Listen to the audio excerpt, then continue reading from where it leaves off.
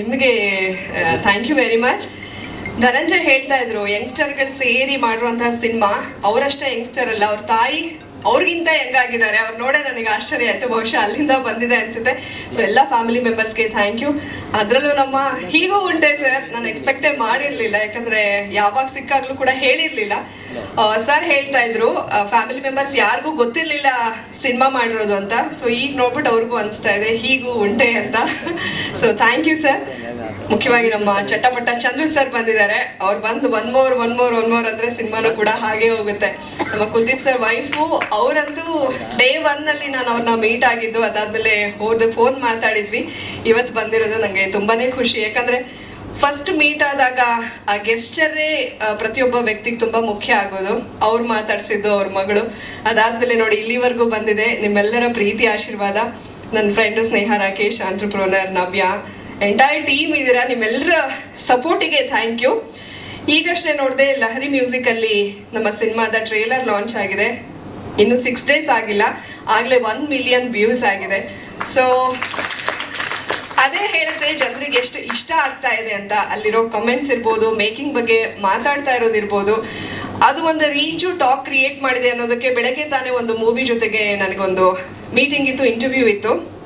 ಅವ್ರುಗಳು ಹೇಳ್ತಾ ಇದ್ದಾರೆ ಒಂದು ರೂಮಲ್ಲಿ ದೊಡ್ಡ ಸ್ಕ್ರೀನ್ನಲ್ಲಿ ನಮ್ಮ ಸಿನಿಮಾದ ಟ್ರೇಲರ್ ಹಾಕೊಂಡು ಎಲ್ಲರೂ ನೋಡೋದಂತೆ. ಅಂದರೆ ಎಷ್ಟು ಟಾಕ್ ಕ್ರಿಯೇಟ್ ಆಗ್ತಾ ಇದೆ, ಎಲ್ರಿಗೂ ಎಷ್ಟು ರೀಚ್ ಆಗ್ತಾ ಇದೆ ಅನ್ನೋದು ಅದರಿಂದ ಗೊತ್ತಾಗುತ್ತೆ. ಅವರು ಕೂಡ Feb 7th ಬರಬೇಕಾಗಿತ್ತು, Feb 28th ಹೋದರು. ನಮ್ಮ ಸಿನಿಮಾ ಏನಾದರೂ ಟ್ರೇಲರ್ ನೋಡಿ ಭಯಪಟ್ರ ಅಂತ ಹೇಳಿ ನಾನು ಅಲ್ಲಿ ಜೋಕ್ ಮಾಡಿ ಬಂದಿದ್ದು ಇದೆ. ಅದರ ಆಚೆಗೆ ಯಾರೇ ಟ್ರೇಲರ್ನ ನೋಡಲಿ ಅದ್ಭುತವಾಗಿದೆ, ಮೇಕಿಂಗ್ ಚೆನ್ನಾಗಿದೆ, ಕ್ಯೂರಿಯಾಸಿಟಿ ಇದೆ, ಟರ್ನ್ಸ್ ಇದೆ, ಟ್ವಿಸ್ಟ್ ಇದೆ ಅಂತ ಹೇಳ್ತಾ ಇದ್ದಾರೆ. ಸೊ ನಿಮ್ಮೆಲ್ಲರ ಪ್ರೀತಿಗೂ ಥ್ಯಾಂಕ್ ಯು ವೆರಿ ಮಚ್.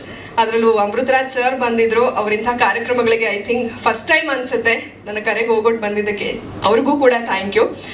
ಅದರಲ್ಲೂ ಮುಖ್ಯವಾಗಿ ಚಯನ್ ಶೆಟ್ಟಿ ಸರ್ಗೆ ನಾನು ಥ್ಯಾಂಕ್ಸ್ ಹೇಳಬೇಕು.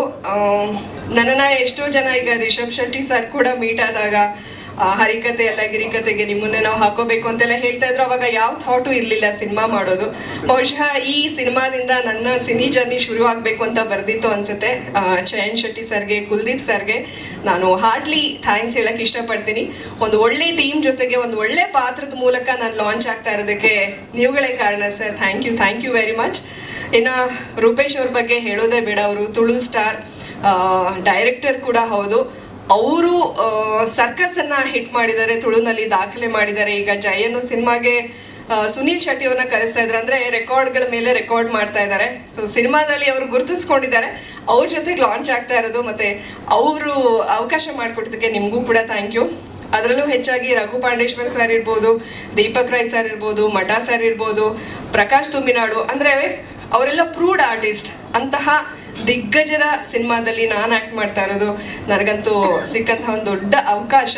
ನಿಮ್ಮೆಲ್ಲರ ಸಪೋರ್ಟ್ಗೆ ನಾನು ಸದಾ ಚಿರಋಣಿ ಆಗಿರ್ತೀನಿ. ಟ್ರೇಲರ್ಗೆ ಸಿಕ್ಕಂತಹ ಒಳ್ಳೆ ರೆಸ್ಪಾನ್ಸ್ ನಮ್ಮ ಸಿನಿಮಾಗೂ ಕೂಡ ಸಿಗಬೇಕು.